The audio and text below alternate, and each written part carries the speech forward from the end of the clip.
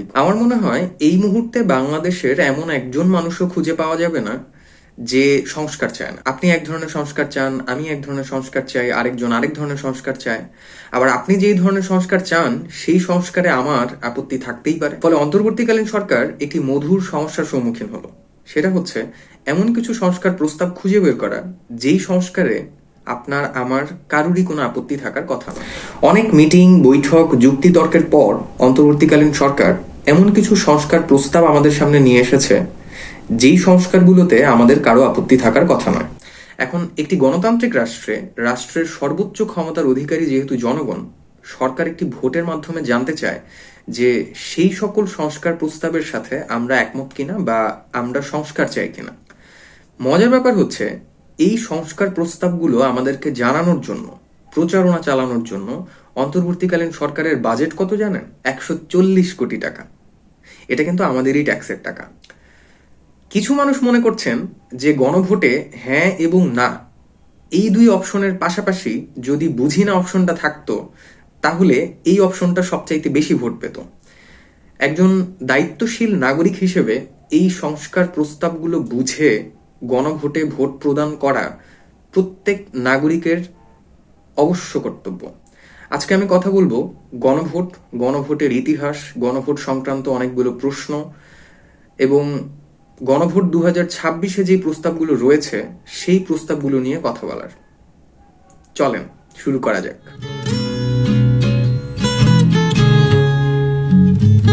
মুক্তি চাইব মোরা গলায় গলায়, মিছিল থেকে তুলে নেব ফুল।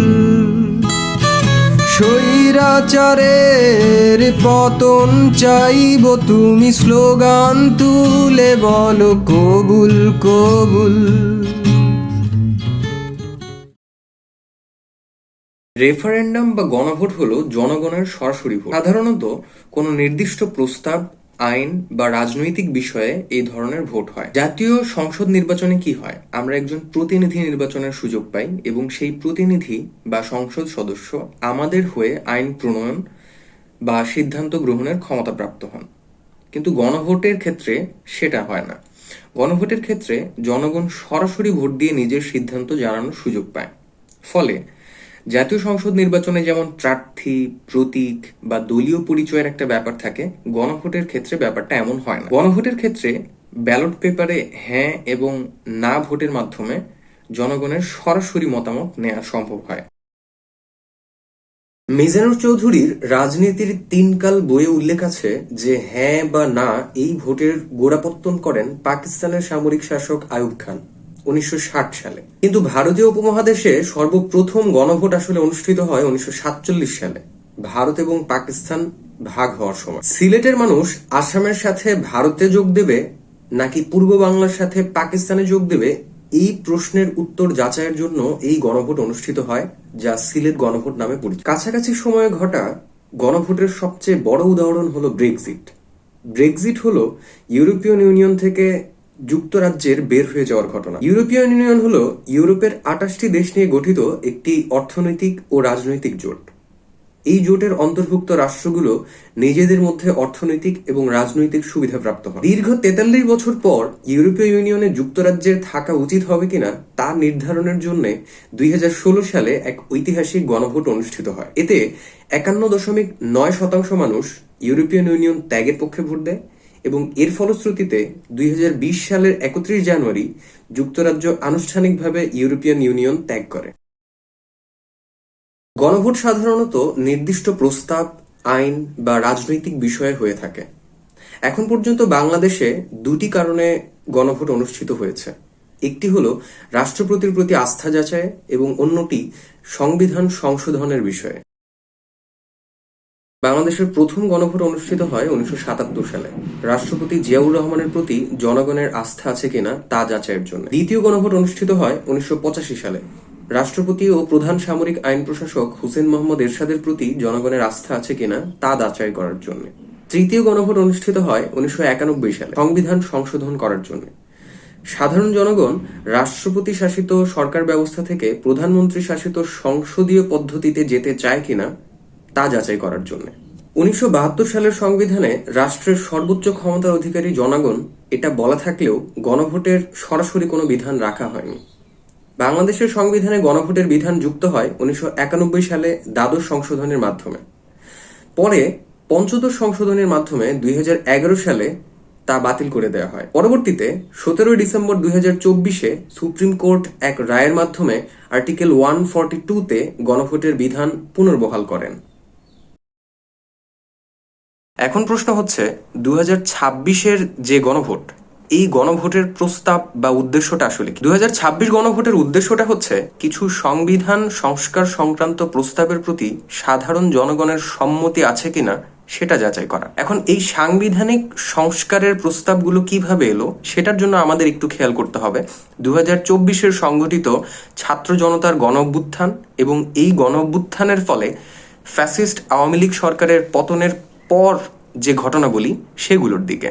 24-এর গণ অভ্যুত্থানের মাধ্যমে ফ্যাসিস্ট আওয়ামী লীগ সরকারের পতনের পর ডক্টর মোহাম্মদ ইউনূসের নেতৃত্বে গঠিত অন্তর্বর্তীকালীন সরকার 6টি সংস্কার কমিশন গঠন করে। এই সংস্কার কমিশনগুলো হলো নির্বাচন ব্যবস্থা সংস্কার কমিশন, বিচার বিভাগ সংস্কার কমিশন, জনপ্রশাসন সংস্কার কমিশন, পুলিশ সংস্কার কমিশন, দুর্নীতি দমন কমিশন সংস্কার কমিশন এবং সংবিধান সংস্কার কমিশন।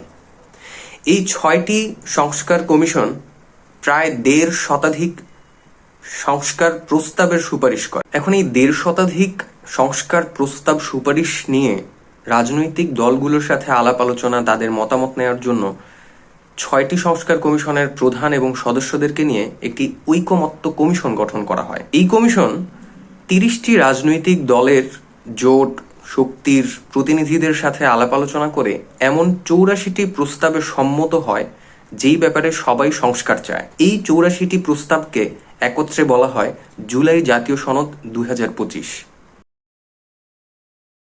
এখন গণফোরাম, 4টা বাম দল এবং এনসিপি যদিও পরবর্তীতে জুলাই সনদে স্বাক্ষর করার সুযোগ রয়েছে, কিন্তু বিশেষত এনসিপি যেই দলটি গঠিত হয়েছে গণ অভ্যুত্থানের পর, তাদের জুলাই সনদে স্বাক্ষর না করার কারণগুলো আসলে কি? এটা খুব গুরুত্বপূর্ণ, কারণ এটার উপর নির্ভর করছে যে মতানৈক্যটা তৈরি হচ্ছে কোন জায়গায় বা মূল সমস্যাগুলো কোথায়। জুলাই সনদে স্বাক্ষর করা, স্বাক্ষর না করা নিয়ে। তো এনসিপির জুলাই সনদে স্বাক্ষর না করার মূল কারণটা হচ্ছে জুলাই সনদের আইনি ভিত্তি বিষয়ক। মানে জুলাই সনদের যে 84টা প্রস্তাব, এই সংস্কার প্রস্তাব সহ এই সমগ্র জুলাই সনদ 2025-এর আইনি ভিত্তিটা কি? তো আমরা দেখি যে এনসিপির স্বাক্ষর না করার পেছনে কারণগুলো কি ছিল। এনসিপির 3টা দাবি ছিল। প্রথম দাবিটা ছিল যে সনদে স্বাক্ষরের আগে প্রধান উপদেষ্টা কর্তৃক একটি বাস্তবায়ন আদেশ প্রণয়ন করতে হবে এবং এই আদেশে গণভোট থাকবে। অবশ্যই গণভোটের মাধ্যমে এটার বৈধতা বা আইনি ভিত্তি দেয়া হবে। দ্বিতীয় দাবিটা হচ্ছে যে গণভোটে যদি হ্যাঁ যেতে, তাহলে জুলাই সনদের যেই প্রস্তাবগুলোতে ভিন্ন মত ছিল সেই ভিন্ন মতের কোনো কার্যকারিতা থাকবে না। তার মানে জুলাই সনদের যে প্রস্তাবগুলো আছে, যে প্রস্তাবগুলো করা হয়েছে সেই প্রস্তাবগুলোই বাস্তবায়ন করতে হবে। নোট অফ ডিসেন্ট বা ভিন্ন মত যেগুলো আছে সেগুলো কার্যকারিতা হারাবে। তৃতীয় দাবিটা ছিল যে গণভোটের রায় অনুযায়ী সংবিধান সংস্কার করতে হবে। এই সংবিধান সংস্কারের মধ্যে কিন্তু জুলাই সনদকে সংবিধানে যুক্ত করার ব্যাপারটাও থাকছে, পাশাপাশি অন্যান্য সাংবিধানিক সংস্কার থাকছে।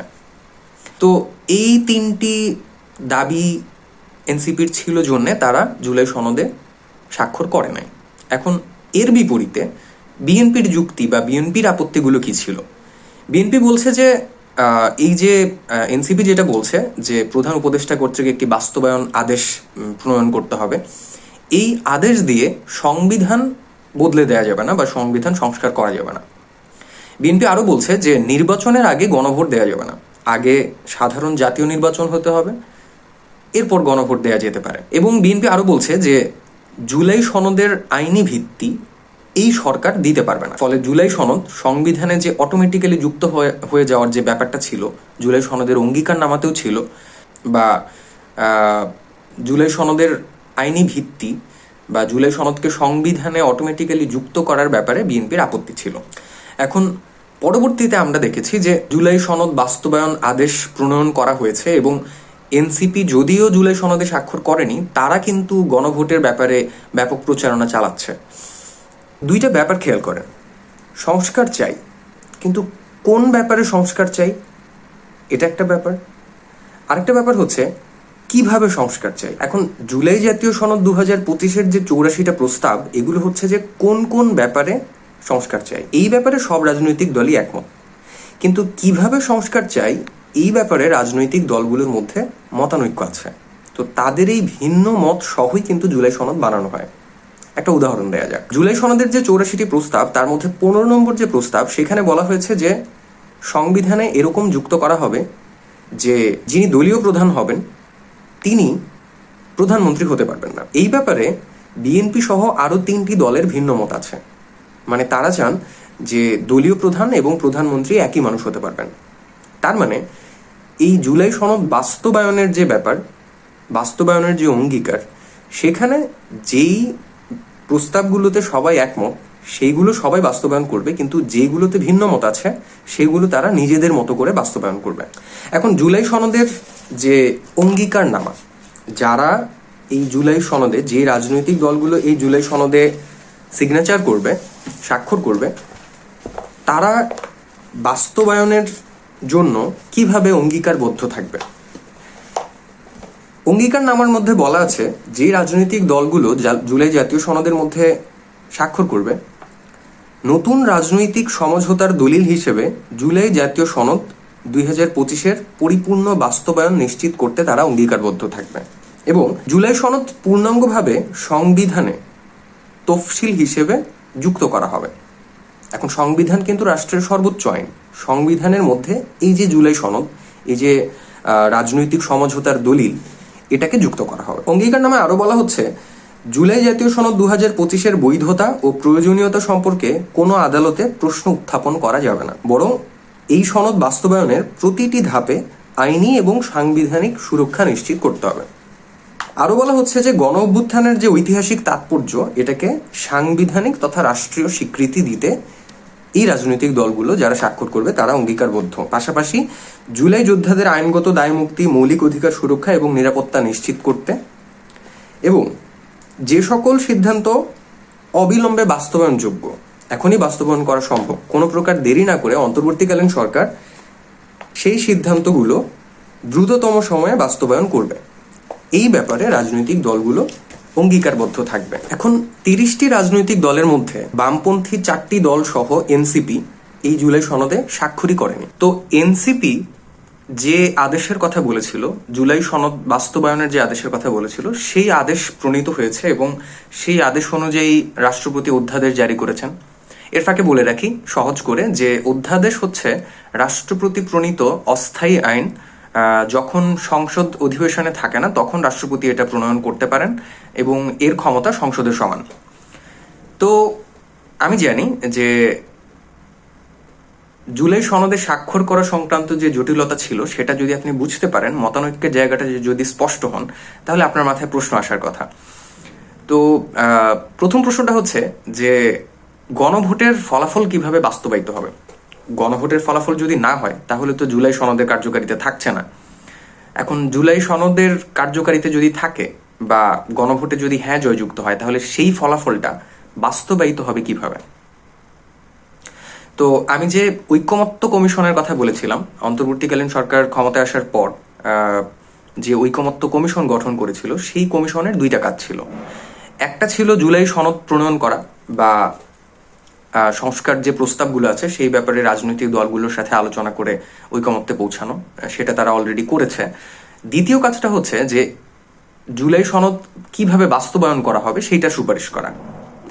তো তারা সুপারিশ করেছে যে জুলাই জাতীয় সনদ 2025 বাস্তবায়নে অবিলম্বে সরকারি আদেশ জারি করে একটি গণভোট আয়োজন করা হোক, এবং সেই অনুযায়ী কিন্তু আদেশ এবং অধ্যাদেশ জারি করা হয়েছে।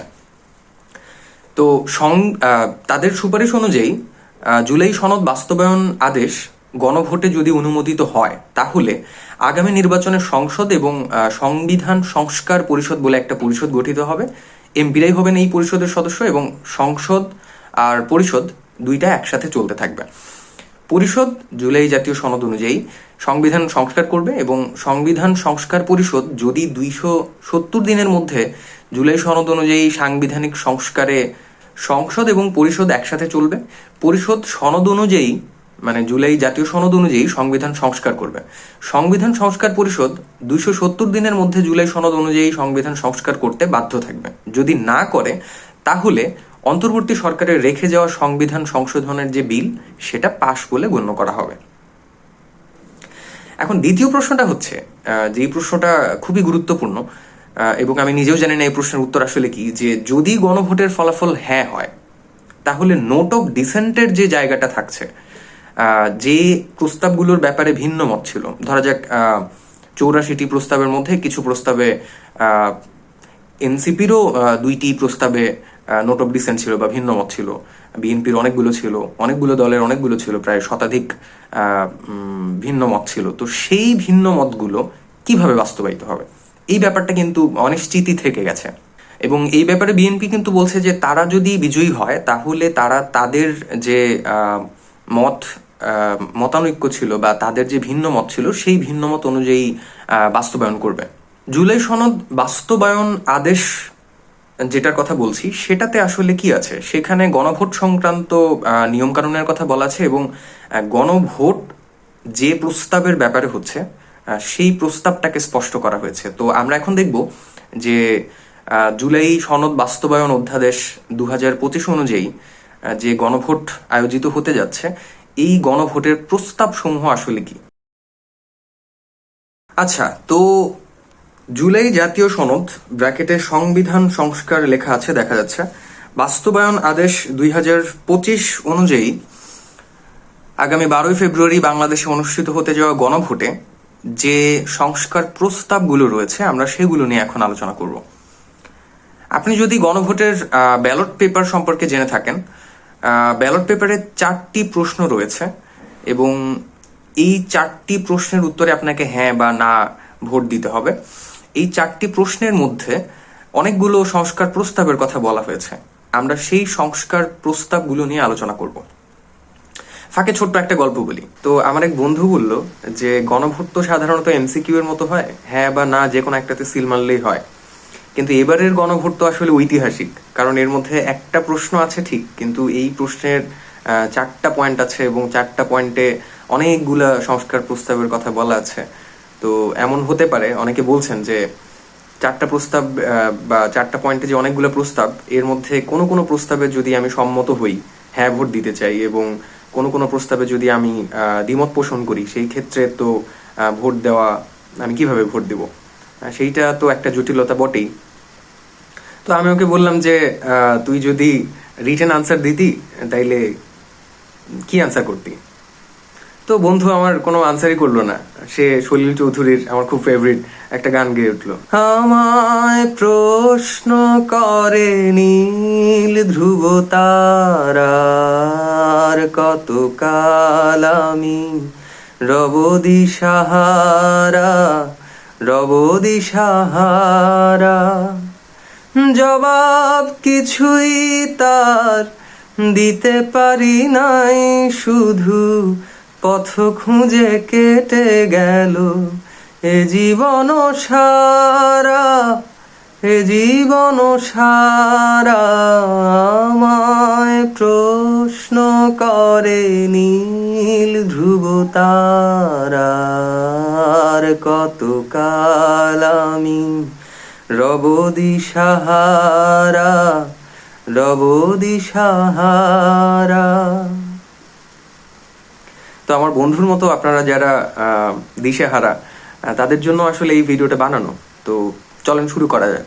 তো আপনারা যদি গণভোটের যে ব্যালট পেপারটা খেয়াল করেন, এখানে একটা প্রশ্ন আছে এবং এই প্রশ্নের আন্ডারে 4টা পয়েন্ট আছে। তো আমি 4টা পয়েন্ট আলোচনা করব।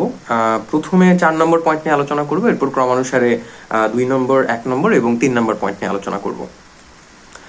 তো 4 নম্বর পয়েন্টে একটা ব্যাপার খুব লক্ষণীয়, আপনারা যদি খেয়াল করেন যে 4 নম্বর পয়েন্টটা হচ্ছে জুলাই জাতীয় সনদে বর্ণিত অন্যান্য সংস্কার রাজনৈতিক দলগুলোর প্রতিশ্রুতি অনুসারে বাস্তবায়ন করা হবে। তার মানে হচ্ছে যে গণভোটে যেই প্রস্তাবগুলো সম্পর্কে ভোট হচ্ছে এইগুলো ছাড়া বাকি যে প্রস্তাবগুলো রয়েছে জুলাই জাতীয় সনদের মধ্যে, সেইগুলাতে যে নোট অফ ডিসেন্ট আছে বা রাজনৈতিক দলের যে ভিন্ন মত আছে সেই প্রস্তাবগুলোর বাস্তবায়ন ভিন্ন মত অনুযায়ী হবে। তো এই ছিল 4 নম্বর পয়েন্ট। এখন যদি 2 নম্বর পয়েন্টে যাই, 2 নম্বর পয়েন্টে বলা আছে যে আগামী জাতীয় সংসদ হইবে 2 কক্ষ বিশিষ্ট এবং জাতীয় সংসদ নির্বাচনে দলগুলোর প্রাপ্ত ভোটের অনুপাতে 100 সদস্য বিশিষ্ট একটি উচ্চ কক্ষ গঠিত হইবে এবং সংবিধান সংশোধন করিতে হইলে উচ্চ কক্ষের সংখ্যাগরিষ্ঠ সদস্যের অনুমোদন দরকার হইবে। তো এখন আমাদের বুঝতে হবে যে দ্বিকক্ষ বিশিষ্ট আইনসভা বা দ্বিকক্ষ বিশিষ্ট জাতীয় সংসদ এই ব্যাপারটা আসলে কি। দ্বিকক্ষ বিশিষ্ট আইনসভা বলতে এখানে 2টি কক্ষ থাকে এতটুকু তো বোঝাই যায়। একটি হচ্ছে নিম্নকক্ষ এবং একটি উচ্চকক্ষ। নিম্নকক্ষ আমাদের আগের যে সংসদ ছিল সেই সংসদকেই বলা হবে নিম্নকক্ষ। এখানে অতিরিক্ত একটি কক্ষ উচ্চকক্ষ গঠন করা হবে যেটার নাম হবে সিনেট। তো নিম্নকক্ষের নাম হবে জাতীয় সংসদ এবং উচ্চকক্ষের নাম হবে সিনেট। নিম্নকক্ষ বা জাতীয় সংসদের যে সদস্যরা তারা আগের নিয়মেই নির্বাচিত হবেন, কিন্তু এই যে উচ্চকক্ষ বা সিনেট, এই সিনেটের সদস্যগণ কিভাবে নির্বাচিত হবেন সেটাই হচ্ছে মজার ব্যাপার। সিনেটের সদস্যগণ যে পদ্ধতিতে নির্বাচিত হবেন সেই পদ্ধতিকে বলা হয় পিআর সিস্টেম বা প্রপোর্শনাল রিপ্রেজেন্টেশন সিস্টেম। এই সংখ্যানুপাতিক প্রতিনিধিত্ব পদ্ধতিটা বুঝতে হলে ধরা যাক বাংলাদেশের 3টি রাজনৈতিক দল আছে, একটি সাদা দল, একটি লাল দল এবং একটি কালো দল, এবং বাংলাদেশের আসন সংখ্যা হচ্ছে 3টি, আসন 1, আসন 2 এবং আসন 3। আসন 1-এ ভোটার সংখ্যা 50,000, আসন 2-এ ভোটার সংখ্যা 1 লাখ এবং আসন 3-এ ভোটার সংখ্যা 50,000। তার মানে মোট ভোটার সংখ্যা 2 লাখ, মোট আসন হলো 3টি, আসন 1, আসন 2 এবং আসন 3, এবং মোট রাজনৈতিক দল হলো 3টি, সাদা দল, লাল দল এবং কালো দল। ধরা যাক আসন 1-এ সাদা দল পেল 51,000 ভোট আর লাল দল পেল 40,000 ভোট। তার মানে কি আসন 1-এ বিজয়ী হলো সাদা দল। আসন 2-এ সাদা দল পেল 26,000 ভোট, অন্যদিকে আসন 2-এ লাল দল পেল 20,000 ভোট। তার মানে কি 2 নম্বর আসনেও বিজয়ী হলো সাদা দল। এখন আসা যাক 3 নম্বর আসনে। আসন 3-এ সাদা দল পেল 5,000 ভোট মাত্র আর লাল দল পেল 30,000 ভোট। তার মানে 3 নম্বর আসনে বিজয়ী হয়েছে লাল দল। এখন নিম্নকক্ষ এবং উচ্চকক্ষে সদস্য নির্বাচনের প্রক্রিয়াটা খেয়াল করুন। এই হিসাব থেকে যেহেতু সাদা দল 2টি আসনে জিতেছে এবং লাল দল 1টি আসনে জিতেছে, নিম্নকক্ষের সদস্য নির্বাচন করার ক্ষেত্রে সাদা দলের 2 জন সদস্য থাকবেন এবং লাল দলের 1 জন সদস্য থাকবেন। এটা নিম্নকক্ষের হিসাব। এখন উচ্চকক্ষের পিআর পদ্ধতিতে যে 100 জন সিনেট মেম্বার নির্বাচিত হবেন সেইটা খেয়াল করার ব্যাপার। আমরা যদি মোট ভোট লক্ষ্য করি, আসন 1, আসন 2, আসন 3 মিলিয়ে সাদা দলের মোট ভোট 82,000, অন্যদিকে 3 আসন মিলিয়ে লাল দলের মোট ভোট 90,000। তার মানে সাদা দল 2টি আসনে জিতলেও এবং লাল দল মাত্র 1টি আসনে জিতলেও মোট ভোট সংখ্যার ক্ষেত্রে সাদা দলের ভোটের চাইতে লাল দলের ভোটের সংখ্যা বেশি। ফলে যেহেতু ভোটের অনুপাতে লাল দল সাদা দলের চাইতে বেশি ভোট পেয়েছে, সেই অনুপাতে লাল দল সাদা দলের চাইতে বেশি সংখ্যক মেম্বার সিনেটে পাঠাতে পারবে। এখন এর প্রভাবটা কি হবে? নিম্নকক্ষ বা জাতীয় সংসদে কি হয়? যেই দল সংখ্যাগরিষ্ঠ হয় বা যেই দল সরকার গঠন করে সেই দলের বেশি সংখ্যক মেম্বার থাকে, ফলে তারা যখন কোনো আইন পাশ করতে চায়, যেহেতু সংসদ সদস্যরা তাদেরই রাজনীতি করেন, সেই বিলটা সহজে পাশ হয়ে যায়। এখন কি হবে? এখন নিম্নকক্ষের কোনো একটি বিল সরাসরি নিম্নকক্ষে পাশ করতে পারবে না। নিম্নকক্ষে তৈরি হওয়া কোনো বিল আবার উচ্চকক্ষে যাবে এবং উচ্চকক্ষে সংখ্যাগরিষ্ঠ ভোটের ভিত্তিতে পাশ হবে। এখন প্রশ্ন হচ্ছে, নিম্নকক্ষের কোনো বিল যদি উচ্চকক্ষে যায় সেই ক্ষেত্রে উচ্চকক্ষ বা সিনেটের ক্ষমতা আসলে কি হবে? অনেকে বলছেন বা অনেকে আশঙ্কা করছেন, তাহলে যে কোনো বিলই কি সিনেট আটকে দিতে পারবে? সিনেটের রোলটা এখানে কি হবে বা সিনেটের ভূমিকাটা এখানে কি হবে? উচ্চকক্ষের দায়িত্ব ও ভূমিকা নিয়ে জাতীয় জুলাই সনদে যে প্রস্তাব দেয়া হয়েছে তা হলো, উচ্চকক্ষের দায়িত্ব হবে নিম্নকক্ষের প্রস্তাবিত আইন প্রণয়নের বিষয়টি পর্যালোচনা করা। উচ্চকক্ষের আইন প্রণয়নের কোনো ক্ষমতা থাকবে না, তবে কোনো জাতীয় গুরুত্বপূর্ণ বিষয়ে আইন প্রণয়নের জন্য নিম্নকক্ষ বরাবর প্রস্তাব পাঠাতে পারবে। উচ্চকক্ষ কোনো বিল স্থায়ীভাবে আটকে রাখতে পারবে না। উচ্চকক্ষ কোনো বিল সর্বোচ্চ 2 মাসের বেশি আটকে রাখলে তা উচ্চকক্ষ কর্তৃক অনুমোদিত বলে বিবেচিত হবে। 1 নম্বর পয়েন্টে মূলত দুটি প্রস্তাবের কথা বলা হয়েছে, একটি তত্ত্বাবধায়ক সরকার আর একটি নির্বাচন কমিশনের সংস্কার। যেহেতু গত বছরগুলোতে নির্বাচন কমিশন অনেক বেশি দুর্নীতিগ্রস্ত ছিল, সুতরাং অনেকগুলো সংস্কারের প্রস্তাব করা হয়েছে এবং জুলাই জাতীয় সনদে নির্বাচন কমিশন সংস্কারের যে প্রস্তাবগুলো রয়েছে এই ব্যাপারে কোনো দলেরই মতানৈক্য ছিল না, তাই আমি এই ব্যাপারটি আলোচনা করছি না। এখানে গুরুত্বপূর্ণ হচ্ছে তত্ত্বাবধায়ক সরকার ফিরিয়ে আনার যে প্রস্তাব সেটি 2011 সালে পঞ্চদশ সংশোধনীর মাধ্যমে ফ্যাসিস্ট আওয়ামী লীগ সরকার তত্ত্বাবধায়ক সরকার বা কেয়ারটেকার গভর্নমেন্ট বাতিল বা বিলুপ্ত ঘোষণা করে। এই প্রস্তাবের মাধ্যমে তত্ত্বাবধায়ক সরকারকে ফিরিয়ে আনা হয় এবং যদি কোনো সরকার পরবর্তীতে তত্ত্বাবধায়ক সরকার বাতিল ঘোষণা করতে চায় সেক্ষেত্রে গণভোটের আয়োজন করতে হবে। এবার দেখা যাক 3 নম্বর পয়েন্টে কি আছে। 3 নম্বর পয়েন্টে 30টি প্রস্তাবের কথা বলা হয়েছে। এই 30টি প্রস্তাব হচ্ছে এমন 30টি প্রস্তাব যা জুলাই সনদের মধ্যেও রয়েছে এবং এই 30টি প্রস্তাবের ব্যাপারে জুলাই সনদে সকল দলই ঐকমত্যে পৌঁছেছে। এখন এই 30টি পয়েন্ট সম্পর্কে আমরা কথা বলবো। প্রথম পয়েন্টে ভাষা সম্পর্কে বলা হয়েছে, প্রজাতন্ত্রের রাষ্ট্রভাষা হবে বাংলা। এর পাশাপাশি সংবিধানে বাংলাদেশের নাগরিকদের মাতৃভাষা হিসেবে ব্যবহৃত অন্য সকল ভাষাকে দেশের প্রচলিত ভাষা হিসেবে সাংবিধানিক স্বীকৃতি প্রদান করা হবে। 2 নম্বর পয়েন্ট, বাংলাদেশের নাগরিকদের পরিচয়। বর্তমান সংবিধান অনুযায়ী বাংলাদেশের জনগণ জাতি হিসেবে বাঙালি এবং নাগরিকগণ বাংলাদেশি বলিয়া পরিচিত, কিন্তু নতুন প্রস্তাব অনুযায়ী বাংলাদেশের নাগরিকগণ বাংলাদেশি বলে পরিচিত হবেন। 3 নম্বর প্রস্তাবে বলা হয়েছে সংবিধান বিলুপ্তি ও স্থগিতকরণ ইত্যাদির অপরাধ সম্পর্কে। নতুন প্রস্তাব অনুযায়ী সংবিধানের অনুচ্ছেদ 7 ক এবং 7 খ বিলুপ্ত করা হবে। এই দুইটা প্রস্তাব আসলে পঞ্চদশ সংশোধনের মাধ্যমে 2011 সালে ফ্যাসিস্ট আওয়ামী লীগ সরকার যুক্ত করেছিল। এই দুই জায়গায় আসলে বলা ছিল সংবিধান কিছু ক্ষেত্রে কখনোই সংশোধন করা যাবে না, যেমন সংবিধানের প্রস্তাবনা, যেখানে রাষ্ট্র পরিচালনার 4টি মূলনীতি হিসেবে গণতন্ত্র, সমাজতন্ত্র, জাতীয়তাবাদ এবং ধর্মনিরপেক্ষতার কথা বলা হয়েছে। সংবিধানের 5ম তফসিলের 7 মার্চের ভাষণ এবং 6ষ্ঠ তফসিলে থাকা স্বাধীনতার ঘোষণা, এবং কেউ সংবিধান সংশোধনের অপরাধ করলে বা চেষ্টা করলে তার কি শাস্তি হবে এই সম্পর্কে এখানে বলা ছিল। এই 2 অনুচ্ছেদ বিলুপ্ত করার কথা বলা হয়েছে নতুন প্রস্তাবে। 4 নম্বর প্রস্তাবে বলা হয়েছে ক্রান্তিকালীন ও অস্থায়ী বিধানাবলী সম্পর্কে। 5ম ও 6ষ্ঠ তফসিল এ প্রস্তাব অনুযায়ী সংবিধান থেকে বাদ দেওয়া হবে। 5ম তফসিলে আছে 7 মার্চের ভাষণ আর 7ম তফসিলে রয়েছে স্বাধীনতার ঘোষণা। 5 নম্বর প্রস্তাবে বলা হয়েছে জরুরি অবস্থার ঘোষণা সম্পর্কে।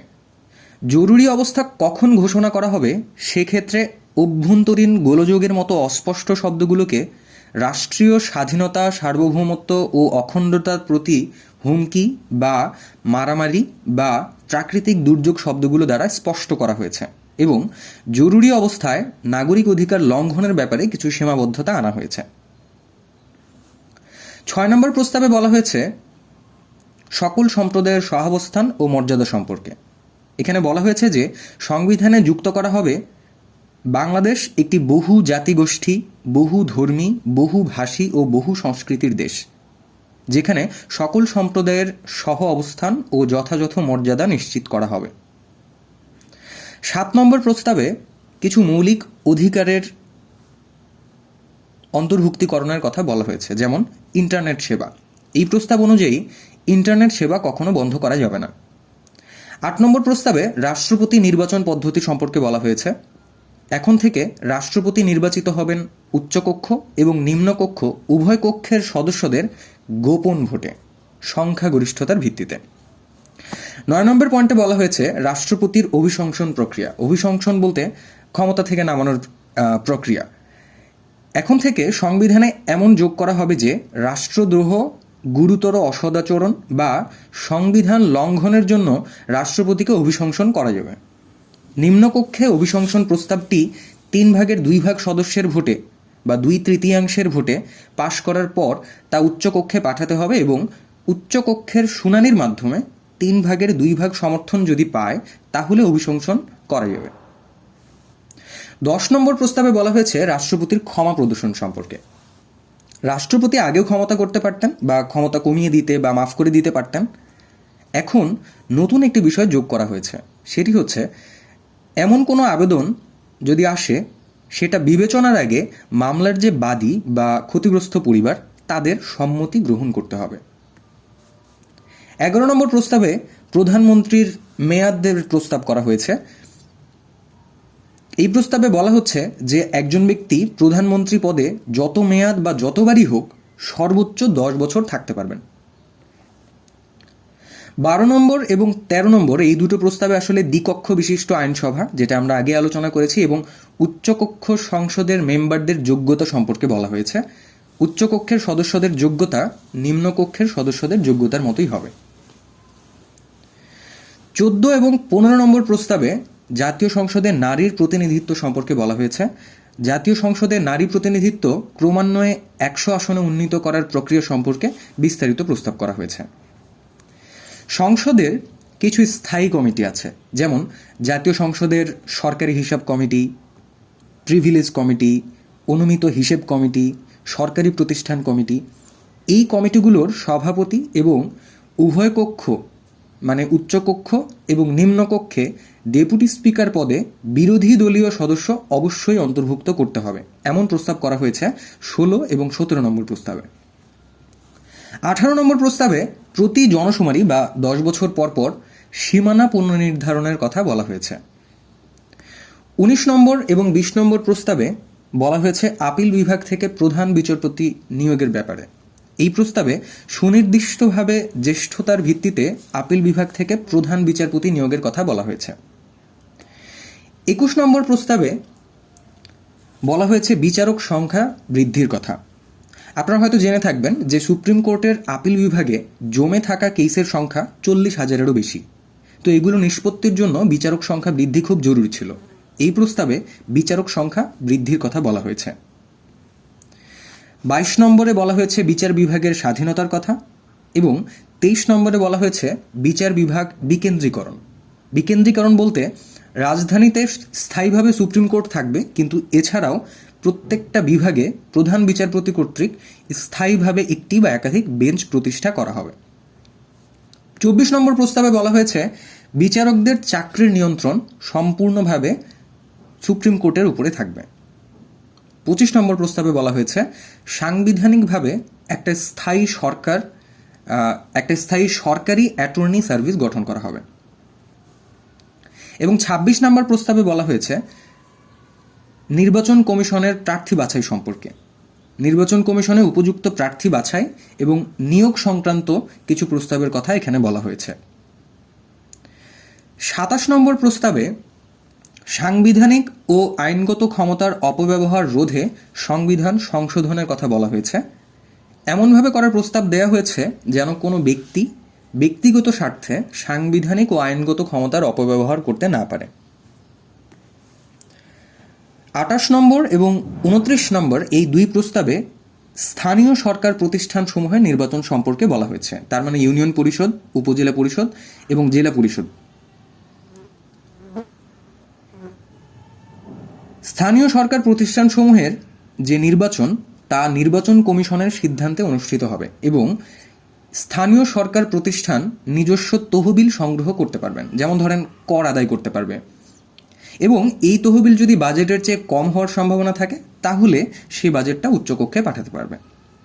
এবং সর্বশেষ 30 নম্বর প্রস্তাবে সংসদের কমিটি এবং সংসদের অধিকারের সীমা ও দায় সম্পর্কিত আইন প্রণয়নের কথা বলা হয়েছে। এই প্রস্তাব অনুযায়ী সংসদের বিভিন্ন কমিটি এবং সংসদ সদস্যরা যে বিশেষ অধিকার বা সুবিধা লাভ করে সেটার একটা সীমাবদ্ধতা অন্তর্ভুক্ত করা হবে। তাহলে গণভোটে কি ভোট দেব, হ্যাঁ ভোট নাকি না ভোট, সে সিদ্ধান্ত একান্তই আপনার। আমি আহ্বান করব ভোট দিতে অবশ্যই যান এবং গণভোটের মাধ্যমে আপনার সিদ্ধান্ত সরকারকে জানান। আমি আহ্বান করব নিজের অধিকার সম্পর্কে জানুন। সংস্কার তো আমরা সবাই চাই, কিন্তু কি সংস্কার চাই সে ব্যাপারে একটা ধারণা রাখুন। কাগজে কলমে বিচার বিভাগ স্বাধীন সবসময়ই ছিল। ঐক্যমতের ভিত্তিতে সংস্কার সাধিত হলেও বিচার বিভাগের স্বাধীন থাকার কথা, কিন্তু বিচার বিভাগ আসলে কতটুকু স্বাধীন ছিল বা কতটুকু স্বাধীন হবে। সুতরাং সংস্কারের ব্যাপারে রাজনৈতিক দল এবং সচেতন মানুষের সদিচ্ছা থাকলেই কেবলমাত্র আমরা একটি নতুন বাংলাদেশের সূচনা করতে পারবো। এই ফাঁকে আমি হাদি হত্যা সহ সকল হত্যার বিচারের দাবি জানিয়ে রাখলাম নির্বাচিত হতে যাওয়া নতুন সরকারের কাছে। এখন একটা প্রশ্ন আছে, কোন কোন দল মনে করে যে গণভোট অপ্রয়োজনীয় এবং সংসদই সার্বভৌম নির্ধারক শক্তি। এখন এই যে গণভোট, এই যে জনসাধারণের কাছ থেকে মতামত নেয়া, কাগজে কলমে যে অঙ্গীকারবদ্ধতা, এর কতটুকু বাস্তবায়িত হবে? যে দল বিজয়ী হবে জাতীয় সাধারণ নির্বাচনে, সেই দল যদি এই অঙ্গীকারনামাকে পালন না করে, যদি এই সংস্কার প্রস্তাবগুলো বাস্তবায়িত না হয়, তখন কি করবেন? আরেকটা বিপ্লব? আমি তার ছলনায় ভুলবো না, কাজে নেই আর আমার ভালোবেসে, কাজে নেই আর আমার ভালোবেসে। ক্ষমা কর বলে সাধে যে সাধুক, ক্ষমা কর বলে সাধে যে সাধু